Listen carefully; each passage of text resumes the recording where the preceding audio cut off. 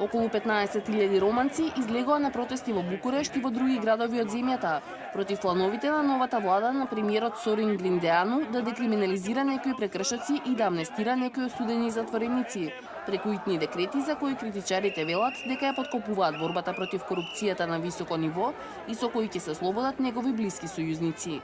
Организатор на протестите беше романскиот претседател Клаус Јоханис, поддржан од главниот обвинител, Врховниот суд, главниот антикорупционер, Директоратот за борба против организираниот криминал, групи за граѓански права и дипломати. Бев овде на универзитетскиот плоштад за време на револуцијата пред 27 години и гледам дека од тогаш не се смениле многу. Уште има кратци. Протестирам и се надевам дека моите деца и внуци ќе видат подобри времиња. Ставот на владата, тоа што покажуваат колку не им значиме, ме револтира. Го понижуваат гласот на народот, кој не е толку масивен како што сакаат да покажат.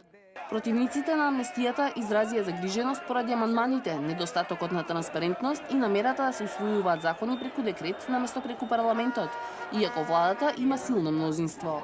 Еден од амандманите предвидува декриминализација на злоупотребата на функцијата, што ќе предизвика финансиска штета помала од 44.500 евра, зашто лидерот на владеачките социјалдемократи е обвинет дека поттикнал трета странка да го изврши.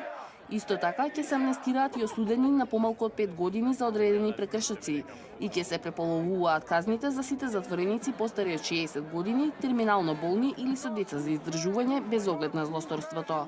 Иако Романија е членка на Европската унија од 2007-та, нејзиниот правен систем е и натаму под специјален мониторинг на Европската комисија.